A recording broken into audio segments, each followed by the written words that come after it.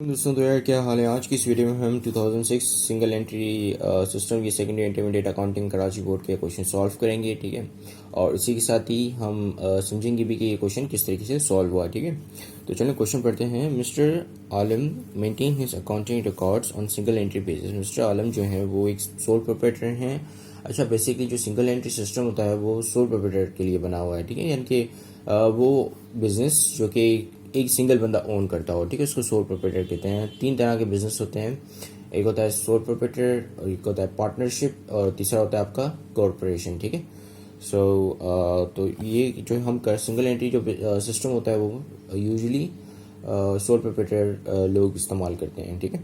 So his financial position was as under, ठीक है। उसकी कुछ फाइनेंशियल पोजीशन है और वो हमें यहाँ पे ये नज़र आ रही है, ठीक है। तो उसके पास कैश था जब उसने बिजनेस स्टार्ट किया था, तो उसके पास कैश 50,000 का था, ठीक है। और साल जब ख़त्म हुआ तो उसके पास कैश बन गया 60,000 का, ठीक है। इसी तरह से ही उसके पास अकाउंट रिसीवेबल्स थे कुछ 60,000 के, और साल के एंड में ये 80,000 के हो गए, ठीक है। 60 से 80,000 के हो गए, ठीक है। और यानी कि कितने से 20,000 से आई थिंक भर गए, ठीक है। फिर आपके पास है मर्चेंडाइज इन्वेंट्री जो कि 25,000 की थी, फिर 22,000 की हो गई, ठीक है। तो इसी तरीके से ये फर्दर चीज़ें भी हैं, सप्लाइज फर्नीचर और अकाउंट्स पेबल, ठीक है। फिर आपके पास यहाँ पे कुछ एडजस्टमेंट एडिशनल इन्फॉर्मेशन गिवन है, ठीक है। इसमें लिखा हुआ है कि mister Alam made an additional investment of ₹41,000, ठीक है। मिस्टर आलम ने जो एडिशनल इन्वेस्टमेंट की 41,000 की, he had withdrawn 5,000 per month during the whole year for his personal use, ठीक है। 5,000 विदड्रॉ किए उसने, और ये पर मंथ यानी कि हर महीने विड्रॉ किए। अब हम देखेंगे कि इसका बिजनेस कब स्टार्ट हुआ, ठीक है। ये देखना इसलिए ज़रूरी है ताकि हमें पता चले कि एक पूरे इसने साल विड्रॉ किए या इसने बिजनेस जो है वो कुछ मई के या जुलाई के महीने में शुरू किया था, तो जिसकी वजह से हम इसका पूरे साल का विड्रॉल नहीं निकालेंगे, ठीक है। तो हमने देखना है कि इसने बिजनेस कब से शुरू किया था। तो यहाँ पे ये नहीं लिखा हुआ कि कब से किया था, लेकिन यहाँ पे ये लिखा हुआ है कि जनवरी 1 के पास इनके पास जो है वो ये बैलेंसेस थे जनवरी 1 में, और दिसंबर 31 में ये बैलेंसेस थे। तो यानी जनवरी से लेकर दिसंबर तक ये पूरे 12 महीने होते हैं। तो यानी कि आप 12 महीनों का ही ड्राइंग्स निकालोगे, ठीक है। 12 महीनों की ही ड्राइंग्स निकालोगे। फिर आपके पास डेप्रिसिएशन और फर्नीचर वाज एस्टिमेटेड 10%, यानी कि फर्नीचर का 10% या जितने का भी जो भी मॉनिटरी वैल्यू है फर्नीचर की, उसकी आप 10% निकालोगे, सो ये आपका डेप्रिसिएशन एक्सपेंस आ जाएगा, ठीक है। फिर अक्रूड सैलरी एक्सपेंस ₹10,000, ठीक है। अब अक्रूड का क्या मतलब होता है? अक्रूड का मोस्टली ये होता है कि लोग कंफ्यूज हो जाते हैं काफ़ी कि अक्रूड क्या होगा, ठीक है। क्योंकि ये इसकी जो है 2 मीनिंग्स होते हैं, ठीक है। ये रिसीवर्स के भी सेंस में आता है, ये पेबल के भी सेंस में आता है, ठीक है। बेसिकली अगर इसके हम जो है प्योर मीनिंग देखें तो उसका प्योर मीनिंग ये होगा कि ये कोई भी ऐसी चीज़ हो कि डी हो, या तो फिर आना डी हो, या तो फिर जाना डी हो, ठीक है। कोई भी ऐसी चीज़ जो कि रिमेनिंग हो, ठीक है, या कोई चीज़ आपको आपके पास आनी रिमेनिंग हो, ठीक है, या कोई चीज़ आपसे जानी रिमेनिंग हो, ठीक है। तो अब हम ये कैसे पता चलेंगे कि रिसीवेबल की सेंस में है या पेबल के सेंस में? तो अपने जो है आगे अकाउंट देखना है कि किस अकाउंट के साथ या किस अकाउंटिंग हेड के साथ ये कनेक्टेड है, ठीक है। अगर यहाँ पर लिखा हुआ है कि सैलरी एक्सपेंस है, ठीक है, तो फिर हम देखेंगे कि सैलरीज ये लोग यूजुअली पे करते हैं या रिसीव करते हैं, ठीक है। तो अगर आप यहाँ पे देखो, अच्छा, तो यहाँ पे आपको ये नज़र नहीं आएगा क्योंकि यहाँ लिखा हुआ नहीं है सैलरीज के बारे में कुछ।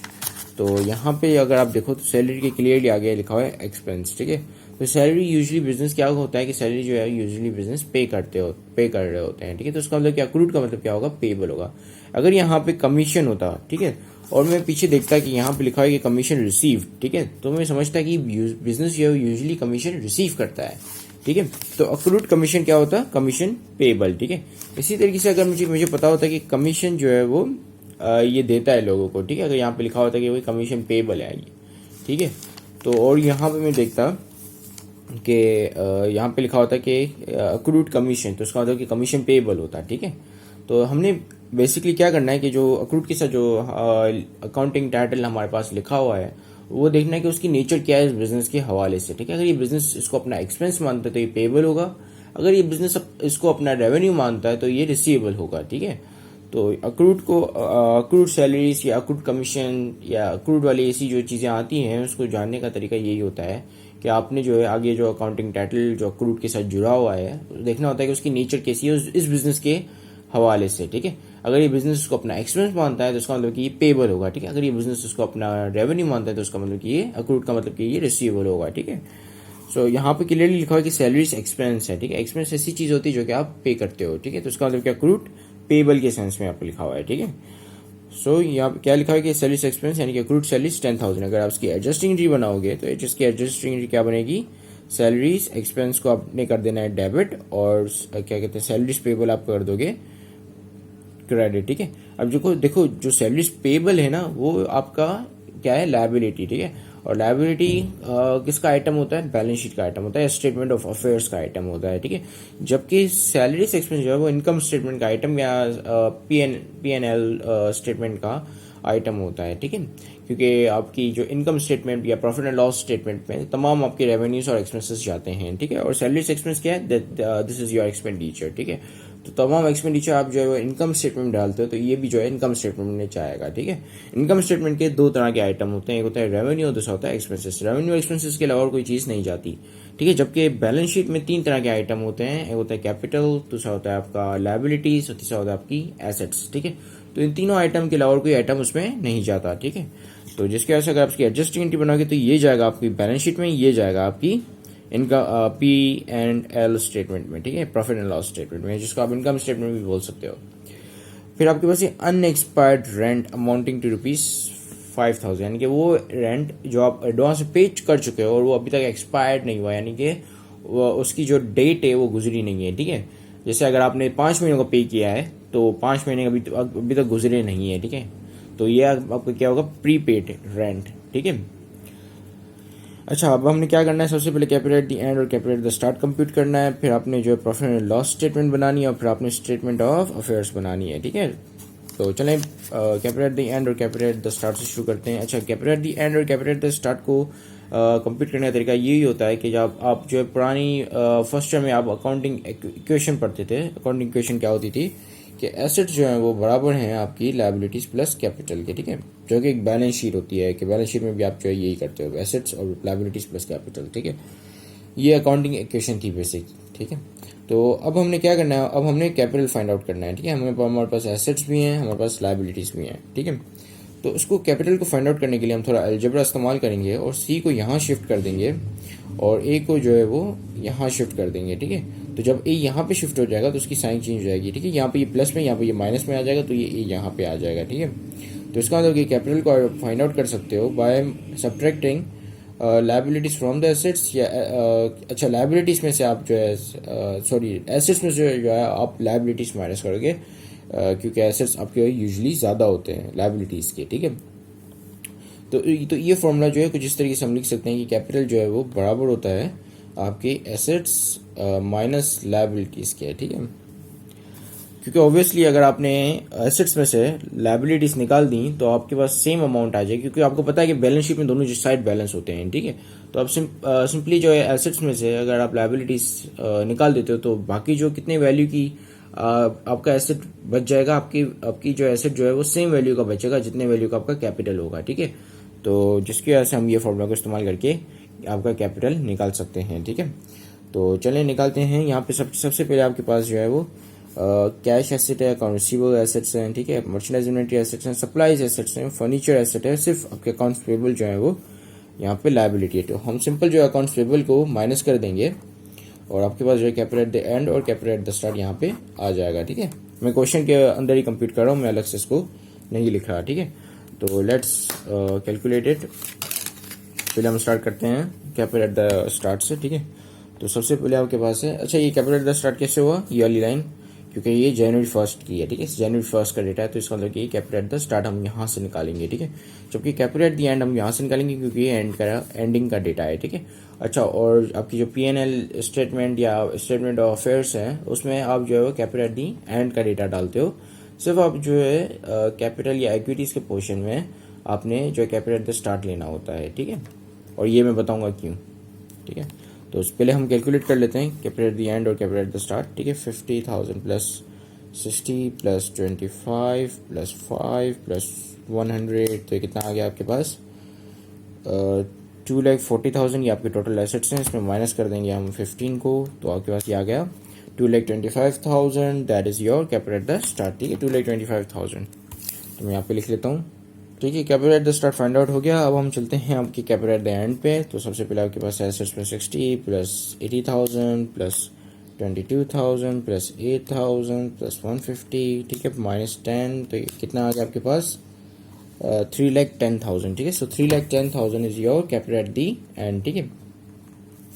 तो अब हम हमारी पहली रिक्वायरमेंट कंप्लीट होती है, तो हम मूव ऑन करते हैं आपकी statement of profit and loss, profit and loss statement पे, ठीक है। तो मैंने यहाँ पे ये हेडिंग डाल दी है। सबसे पहले आप क्या करते हो कि प्रॉफिट एंड लॉस स्टेटमेंट में सबसे पहले आप बिजनेस का नाम लिखते हो, ठीक है, या सोल प्रोप्राइटर का जिसका भी जो भी है, ठीक है।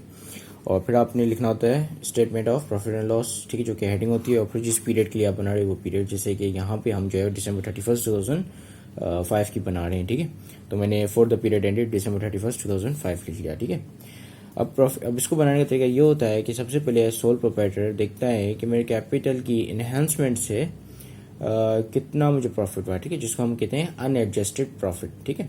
फिर उसमें से फिर हम जो है ऑपरेटिंग एक्सपेंसेस लेस कर लेते हैं, तो आपके पास एडजस्टेड प्रॉफिट आ जाता है, ठीक है। अब कैपिटल के चेंज होने से मुराद ये है कि कैपिटल मेरा शुरू में कितना था और एंड में कितना हुआ, ठीक है, कितने से बढ़ा, that is what the change in the capital, ठीक है। अगर लेट सपोज शुरू में मेरा कैपिटल जो है वो 1,00,000 रुपए का था, ठीक है, लेट सपोज 1,00,000 रुपए का था या 100 रुपए का था, ठीक है, और एंड में मेरा कैपिटल ये 500 रुपए का हो गया, तो मैं इसके रीजंस ढूंढूंगा। अच्छा, मैं इसके रीजंस नहीं ढूंढूंगा, मैं बल्कि क्या करूंगा कि मैं देखूंगा कि जो चेंज आया है ये क्या इस वजह से आया है कि मैंने जो है इसमें से एडिशनल इन्वेस्टमेंट की थी 400 रुपए की, जिसकी वजह से जो है 100 से 500 हुआ, ठीक है। अगर ये एडिशनल इन्वेस्टमेंट की वजह से हुआ है तो इसका मतलब कि मुझे कोई प्रॉफिट नहीं हुआ, जब बल्कि मैंने क्या किया, मैंने इक्विटी इंजेक्ट की, ठीक है, अपने बिजनेस में इक्विटी इंजेक्ट की, वो भी अपने पर्सनल पॉकेट मनी से, ठीक है। तो जिसकी वजह से ही मेरा कैपिटल बढ़ा है, तो इसका मतलब कि मुझे कोई प्रॉफिट नहीं हुआ, ठीक है। या अगर हमारा कैपिटल जो है वो 100 रुपये से 50 रुपये तक पहुंच जाता है, तो इसका मतलब क्या, मुझे लॉस हुआ। सिर्फ इस सूरत में हो सकता है लॉस, अगर मैंने ड्राइंग्स ना की हो, ठीक है। तो मैं देखूंगा कि मेरा कैपिटल जो है कम हुआ, क्या इसका रीजन ये तो नहीं कि मैंने ड्राइंग्स की थी, ठीक है। तो मुझे क्या करना है, मुझे एक ऐसी सिचुएशन लेकर आनी है कि अगर मैं ना ड्राइंग्स करता ना ही मैं एडिशनल इन्वेस्टमेंट करता, तो क्या मेरा कैपिटल बढ़ रहा होता या कम हो रहा होता, ठीक है। तो ये सिचुएशन लाने के लिए हम क्या करते हैं कि हम जो है वो कैपिटल एट दी एंड लेकर आते हैं, ठीक है। फिर कैपिटल एट दी एंड में जो हमने ड्राइंग्स निकाल दी हैं उसमें से वो हम फिर से ऐड बैक कर देते हैं, ठीक है, ताकि ये वाली सिचुएशन ना हो जाए, ठीक है। क्योंकि हमने देखना है कि कैपिटल मेरे बढ़ने से मुझे कितना प्रॉफिट हुआ, ठीक है, और कैपिटल मुझे जो है वो अपनी क्या कहते हैं इंटरवेंशन से, मतलब इंटरवीन से या इंटरफेयर से मुझे नहीं बढ़ाना, ठीक है। मुझे ड्राइंग्स करके कैपिटल को ना घटाना है, ना मुझे एडिशनल इन्वेस्टमेंट करके कैपिटल को बढ़ाना है, ठीक है। तो मुझे खाली देखना है कि मेरे बिजनेस में, मैं बिजनेस को रन करते वक्त मेरा कैपिटल गेन कितना हुआ, ठीक है। मैं कैपिटल गेन देख रहा हूँ बेसिकली अपना। तो कैपिटल गेन को कराने के एक जो है वो तरीका ये होता है कि आप जो है इक्विटी इंजेक्शन करते हो, जो कि आपकी एडिशनल इन्वेस्टमेंट होती है, ठीक है। जैसे कि आपने बिजनेस, चले आप अपने आप को देख लें, ठीक है, कि लेट्स सपोज कि आपने एक बिजनेस स्टार्ट किया। अब आपका जो शुरू में कैपिटल था वो 100 रुपए का था, ठीक है। फिर बाद में जाके कैपिटल आपका बन गया 500 रुपए का। तो आप देखो कि क्या ये जो 500 रुपए का बना है कैपिटल, क्या ये इस वजह से बना है, क्या ये सोली इस वजह से बना है कि मैंने जो है वो अब अपने बिजनेस को अच्छी तरीके से रन किया, प्रॉफिट किया, तो जिसकी वजह से मेरा कैपिटल गेन हुआ, ठीक है। या तो फिर क्या ये इस वजह से बना है कि क्योंकि मैंने इतनी सारी एडिशनल इन्वेस्टमेंट की थी और एडिशनल इन्वेस्टमेंट की वजह से जाहिर सी बात है मेरा कैपिटल बढ़ गया, ठीक है। या क्या मेरा कैपिटल जो है घटा है वो इस वजह से घटा है क्योंकि मैंने ड्राइंग्स की थी, ठीक है। कोई इसका कोई बिजनेस ऑपरेशंस के रिलेटेड कोई मतलब वो उससे रिलेट नहीं करता, बिजनेस ऑपरेशन से रिलेट नहीं करता, बल्कि इस वजह से घटा है क्योंकि मैंने ड्राइंग्स की थी। तो मुझे बेसिकली एक ऐसी सिचुएशन लेकर आनी है जिसमें मैंने ना ड्राइंग्स की हो ना ही एडिशनल इन्वेस्टमेंट की हो, ठीक है। तो ऐसी सिचुएशन तब आ सकती है कि मैं अपनी ड्राइंग्स जो मैंने कर दी हैं कैपिटल एट दी एंड में से वो मैं एड बैक कर दूं, और जो कैपिटल एट दी एंड में मैंने जो एडिशनल इन्वेस्टमेंट की है वो मैं सब्ट्रैक्ट कर दूं, ठीक है। फिर मेरे पास एक pure capital at the end आ जाएगा जिसमें ना मैंने ड्राइंग्स की हो ना ही मैंने एडिशनल इन्वेस्टमेंट की हो, ठीक है। फिर मैं उसको simply capital at the start से लेस करूंगा, तो मुझे पता चल जाएगा कि मेरा कैपिटल गेन हुआ या कैपिटल लॉस हुआ, ठीक है, जिसको हम कहते हैं अनएडजस्टेड प्रॉफिट या लॉस, ठीक है। तो आई होप ये समझ में आ गया होगा आपको कि आपकी ड्राइंग्स इसमें से कैपिटल ईयर में से ड्राइंग्स जो है वो ऐड बैक करते हो और फिर आपकी जो एडिशनल इन्वेस्टमेंट आप उसको लेस करते हो, ठीक है। तो चले अब हम करते हैं। तो सबसे पहले आपके पास आएगा कैपिटल एट द एंड, ठीक है। तो आपको पता है कि आपका कैपिटल एट द एंड क्या है, कि आपने यहाँ पे कंप्यूट किया था कि ये जो है वो 3,10,000 है, ठीक है। तो यहाँ पे हम लिख लेते हैं 3,10,000। अब हमने यहाँ पे पढ़ा था कि इसने जो है कुछ ड्राइंग्स की थी।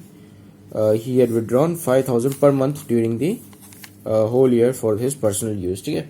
5,000 पर मंथ है तो 12 महीने का कितना हो जाएगा, कैलकुलेटर में कैलकुलेट कर लेते हैं। 5,000 मल्टीप्लाई बाय 12, तो ये कितना हो जाएगा 60,000 की, यानी कि इसने ड्राइंग्स की है, ठीक है। तो ड्राइंग्स को हम क्या कर देंगे, ऐड बैक कर देंगे, ठीक है। ऐड कर देंगे ड्राइंग्स, क्योंकि हमने एक ऐसी सिचुएशन क्रिएट करनी है जिसमें ना हमने ड्राइंग्स की हो ना ही हमने एडिशनल इन्वेस्टमेंट की हो, ठीक है। तो 60,000 इसमें ऐड बैक हो जाएंगे, तो ये कितने हो जाएंगे आपके 3,70,000, राइट, ठीक है। अब मैं क्या करूंगा, अब मैं एडिशनल इन्वेस्टमेंट को यहाँ से सब्ट्रैक्ट कर दूंगा। एडिशनल इन्वेस्टमेंट इसने कितने की है, 41,000 की, ठीक है। और अगर जैसा कि हम यहाँ पे आप देख रहे हो कि मैंने ये ब्रैकेट में लिखा है, ठीक है। तो अकाउंटिंग में जब भी कोई भी आप वैल्यू माइनस में लिखते हो वो ब्रैकेट में आती है, ठीक है। तो यानी कि जब भी आप कोई भी वैल्यू अकाउंटिंग में देखो कि ब्रैकेट में है तो उसका मतलब समझ जाओ कि माइनस साइन के साथ है, ठीक है। तो अब हम इसको इसमें से सब्ट्रैक्ट कर लेते हैं। तो कितना आएगा आपके पास 370 माइनस 41, तो ये कितना आया 329,000, ठीक है। 3,29,000 आपके पास जो है ये वैल्यू आ गई। अब हम इसमें से क्या लेस करेंगे, कैपिटल एट द स्टार्ट।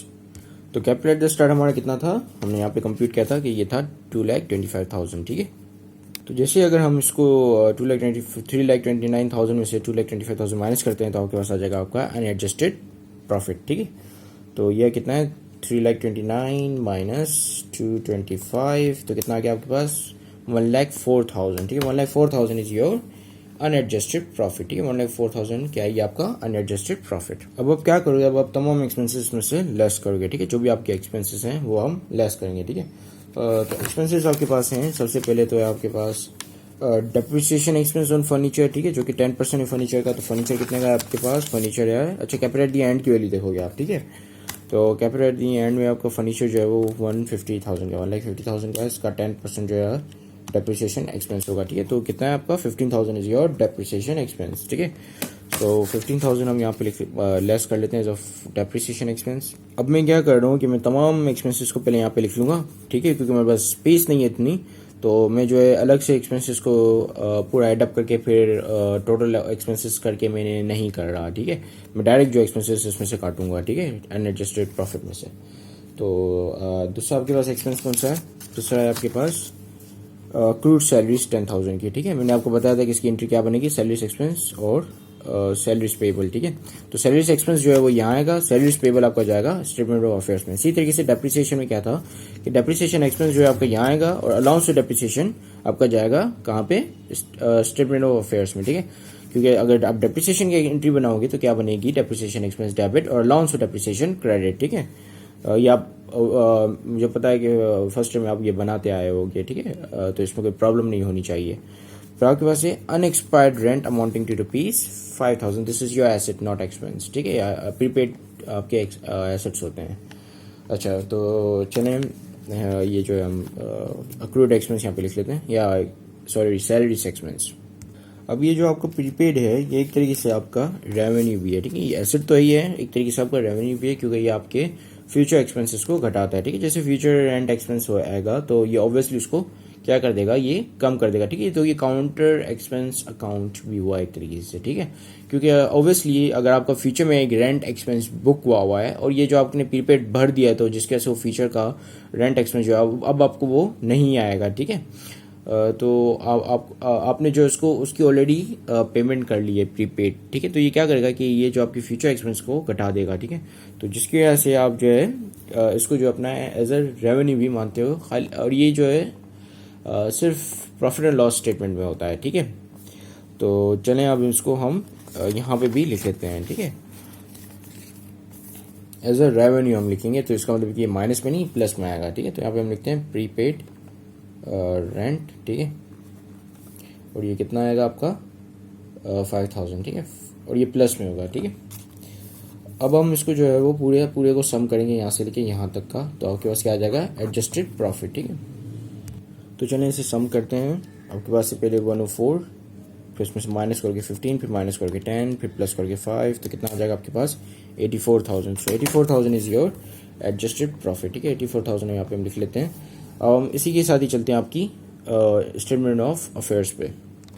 तो आपकी जो बैलेंस शीट है या स्टेटमेंट ऑफ अफेयर्स है वो कुछ इस तरीके से दिखती है, ठीक है। सबसे यहाँ पे आप जो है एसेट्स की साइड होती है आपके पास, यहाँ पे लायबिलिटीज और कैपिटल की साइड होती है, ठीक है। और इसके अलावा आप यहाँ पे हेडिंग लिखते हो मिस्टर आलम, जो आपके बिजनेस का नाम होता है वो, ठीक है, या जो सोल प्रोप्राइटर का नाम हो।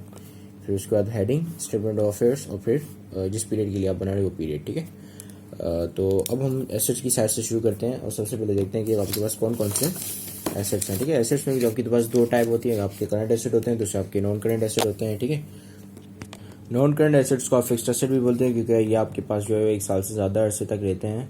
और करंट एसेट वो एसेट होते हैं जो कि आपके पास विद इन 1 ईयर आप या तो फिर उसको कन्वर्ट कर लेते हो दूसरे एसेट्स में, या तो फिर आप उसको अपनी बैलेंस शीट से निकाल देते हो या सोल्ड आउट कर देते हो, ठीक है। अच्छा, सोल्ड आउट करना भी यही होगा कि आपने कन्वर्ट कर दिया आपको अपने एक एसेट से दूसरे एसेट में, ठीक है। क्योंकि कैश भी ऐसा एसेट है, जब भी आप कोई एसेट सोल्ड आउट करोगे तो आपको क्या रिसीव होगा, कैश, ठीक है। अच्छा, दूसरा आप क्या करते हो कि एसेट्स जो है वैसे प्रोफेशनली ये होता है कि आपने एसेट इस तरीके से अरेंज करने होते हैं कि जो सबसे मोस्ट लिक्विड एसेट होता है, लिक्विड एसेट से मुराद कि वो एसेट जो कि काफ़ी जल्दी कन्वर्ट हो जाए दूसरे एसेट में, ठीक है। यानी कि वो एक एसेट की ये लिक्विडिटी कहते हैं एक एसेट की एबिलिटी को कि वो कन्वर्ट हो जाए इनटू अनदर एसेट, ठीक है। फिर वो अनदर एसेट कैश भी हो सकता है, ठीक है। तो उस चीज़ को हम कहते हैं लिक्विडिटी, कि how fast asset can convert into another asset, this is liquidity, ठीक है। तो बेसिकली आप प्रोफेशनली ये होता है कि आपने लिक्विडिटी के वाइज अरेंज करना होता है अपने करंट एसेट्स को। जो सबसे ज़्यादा लिक्विड है जैसे कैश, ठीक है, तो वो आपने सबसे पहले रिकॉर्ड करना होता है। फिर आपके पास दूसरा कौन सा होता है लिक्विड एसेट, आपकी रिसीवेबल्स, ठीक है। रिसीवेबल्स जो हैं वो सेकंड मतलब सेकंड लोगों ने पोजीशन ली हुई है लिक्विडिटी में, ठीक है। तो वो जो है वो सेकेंडली आपके अकाउंट रिसीवेबल्स आने चाहिए। फिर आपके पास आना चाहिए आपकी इन्वेंट्रीज, ठीक है। तो लिक्विडिटी के हिसाब से जो आप उसको अरेंज करते हैं, लेकिन यहाँ पे अब हम जो है वो लिक्विडिटी के हिसाब से अरेंज नहीं करेंगे क्योंकि ये जो है वो इस लेवल पे आप मतलब भले अगर इस तरीके से ना करो तो भी ये चलेगा, ठीक है। तो अच्छा, सबसे पहले क्योंकि अगर यहाँ पे भी देखो तो यहाँ पे भी लिक्विडिटी के हिसाब से अरेंज हुए हुए हैं, ठीक है। लेकिन इस लेवल पे आपको इस चीज़ की टेंशन लेने की ज़रूरत नहीं है। आप जो है वो जिस तरीके से आपको अरेंज कर आप कर सकते हो, ठीक है, कोई मार्क्स वगैरह नहीं कटेंगे, ठीक है। तो कैश आपके पास कितना है 60,000, ठीक है। तो कैश 60,000 का अब हम देखेंगे कि कैश जो है यहाँ पे बढ़ा है, कहीं पे कैश के रिगार्डिंग कुछ आपके पास कोई चीज़ लिखी हुई है, तो कैश के रिगार्डिंग आपके पास एडिशनल इन्फॉर्मेशन में कोई चीज़ नहीं लिखी हुई, ठीक है। तो कैश जो है आप सिंपली अब जो एज इट इज ही 60,000 का रिकॉर्ड कर लोगे, ठीक है। तो कैश चलें रिकॉर्ड करते हैं, ठीक है। तो आपके पास कैश आ गया 60,000 का, ठीक है। अब हम देखेंगे अकाउंट रिसीवेबल्स के रिगार्डिंग कोई एडिशनल इन्फॉर्मेशन तो नहीं, पहले देख लेते हैं अकाउंट रिसीवेबल्स कितने के हैं। तो ये 80,000 के हैं, ठीक है। इसके रिगार्डिंग कोई एडिशनल इन्फॉर्मेशन है तो इसके रिगार्डिंग आपके पास कोई एडिशनल इन्फॉर्मेशन नहीं, तो हम इसको भी एज इट इज ही लिख लेंगे, ठीक है। तो हमने इसे यहाँ लिख लिया अकाउंट रिसीवेबल्स को। अब हमने देखना है मर्चेंडाइज इन्वेंट्री कितने की, 22,000 की। अब देखना है कि इसके रिगार्डिंग कोई एडिशनल इन्फॉर्मेशन है तो ये नहीं है, तो इसको भी हम एज इट इज ही लिखेंगे, ठीक है। तो सप्लाईज के भी रिगार्डिंग कोई एडिशनल इन्फॉर्मेशन नहीं थी तो मैंने इसको भी एज इट इज लिख लिया। अब आप देखो कि यहाँ पे लिखा है कि अनएक्सपायर्ड रेंट, अब मैंने आपको बताया था प्रीपेड होता है और ये आपका जो बैलेंस शीट का आइटम है तो ये भी आएगा, ठीक है। तो इसको भी लिख लेते हैं। अच्छा, अगर आपका ये एक क्वेश्चन बेसिकली दिमाग में आ रहा होता है कि हम कैपिटल एट द एंड वाला डेटा क्यों ले रहे हैं, तो भाई ये डेट नोट देख लो आप, December 31st 2005, December 31st 2005, ठीक है। तो कौन सा डेटा जाएगा इसमें अब आप खुद ही समझ जाएं, ठीक है। तो ऑब्वियसली हम इसलिए जो है एक एंडिंग का डेटा ले रहे होते हैं क्योंकि हम एंडिंग की बैलेंस शीट बना रहे हैं, ठीक है। क्योंकि एंडिंग में ही आपके पास ये बेसिकली क्या चीज़ है कि ये बता रहा है कि आपके पास अब कौन सी चीज़ें हैं, कितनी अब मतलब अब कौन सी चीज़ों की कितनी वैल्यू है, ठीक है। ये तब वैल्यूज थी जब आपने बिजनेस स्टार्ट किया था, ठीक है। और जिस वक्त आप बैलेंस शीट बना रहे हो उस वक्त क्या वैल्यूज हैं वो यहाँ पे लिखी हुई हैं, ठीक है। तो जिसकी वजह से हम एंडिंग की जो है डेटा ले रहे होते हैं। अब आपके पास क्या है, अब आपके पास जो है फर्नीचर है, ठीक है। Furniture is a fixed asset, तो इसको ऐसी बात आप डेप्रिशिएट करके लिखोगे, ठीक है। तो क्या फर्नीचर कितने का है, 1,50,000 का, ठीक है। तो इसके यहाँ पे हम लिखते हैं फर्नीचर। अच्छा, मैं अलग अलग पोर्शन नहीं बना रहा हूँ, आपने बनाना है, ठीक है। आपने करंट अकाउंट का अलग से पोर्शन बनाना है और करंट एसेट का आपने अलग से पोर्शन बनाना है और फिक्स्ड एसेट का आपने अलग से पोर्शन या हेडिंग्स डाल के आपने करना है, ठीक है, अच्छी प्रेजेंटेशन में। तो मैं तो ऐसे ही कर रहा हूँ क्योंकि मेरा जो यहाँ पे पर्पस है वो आपको समझाना है, ना कि क्वेश्चन को एक्चुअली सॉल्व करना है, ठीक है। तो अब आपके पास फर्नीचर कितने का है, 1,50,000 का, ठीक है। और इसमें से डेप्रिसिएशन एक्सपेंस कितना निकालोगे, यहाँ पे लिखते हैं लेस, और यहाँ पे कौन सा डेप्रिसिएशन आता है, अलाउंस ऑफ डेप्रिसिएशन, ठीक है, ना कि डेप्रिसिएशन एक्सपेंस। डेप्रिसिएशन एक्सपेंस जो है वो इनकम स्टेटमेंट या पी और L profit and loss statement का आइटम होता है। और जो डेप्रिसिएशन में अलाउंस ऑफ डेप्रिसिएशन होता है ना, जो क्या अक्यूमुलेटेड क्या हुआ डेप्रिसिएशन होता है, वो आपका जो है बैलेंस शीट का आइटम होता है, ठीक है। तो वो आता है यहाँ पे अलाउंस ऑफ डेप्रिसिएशन, ठीक है। तो अलाउंस ऑफ डेप्रिसिएशन कितना है, 10,000 का, ठीक है। और ये माइनस में आएगा तो मैंने इसके आगे ब्रैकेट लगा लिए, ठीक है। तो अब मैं यहाँ पे आपके टोटल एसेट्स कंप्यूट करूंगा, ठीक है। तो चलिए कैलकुलेटर निकाल लेते हैं, इसके लिए कैलकुलेटर की जरूरत पड़ेगी। तो सबसे पहले आपने इन सबको प्लस कर देना है, फिर इसमें से 10,000 माइनस कर देना है, ठीक है। तो मैं 60 लिखता हूँ, 60 plus 80,000, 80,000 plus 22,000, 22,000 plus 8,000, 8,000 plus 5 plus 150 minus 10, तो कितना आ गया आपके पास, 3,15,000, ठीक है। तो ये हम फिर इसको एक दफ़ा फिर से वेरीफाई कर लेते हैं, क्योंकि मैंने काफ़ी जल्दी में वैल्यूज डाली है। अच्छा sorry, allowance of depreciation basically आपका 15,000 का आना चाहिए, मैंने यहाँ पे गलती से 10,000 लिख लिया है, ठीक है। तो ये 10 नहीं 15,000 है, ठीक है। तो चलिए अब हम इसको करते हैं कैलकुलेट फिर से। तो सबसे पहले आपके पास है 60 plus 80 plus 22 plus 8 plus 5 plus 150 minus 15, तो कितना आ रहा है आपका ये 3,10,000, ठीक है। सो 3,10,000 इज योर टोटल एसेट्स, ठीक है। अब हम आते हैं आपकी लायबिलिटीज और कैपिटल की साइड पे। लायबिलिटीज आपकी तो एक ही है, विच इज अकाउंट्स पेबल, ठीक है। अकाउंट्स पेबल है कितनी, 10,000 की, ठीक है। तो अकाउंट्स पेबल यहाँ पे लिख लेते हैं। फिर दूसरी लायबिलिटीज आपके पास है सैलरीज पेबल, ठीक है, या अक्रूड सैलरीज एक्सपेंस 10,000 की। तो सैलरीज पेबल भी आप यहाँ पे लिखोगे, ठीक है।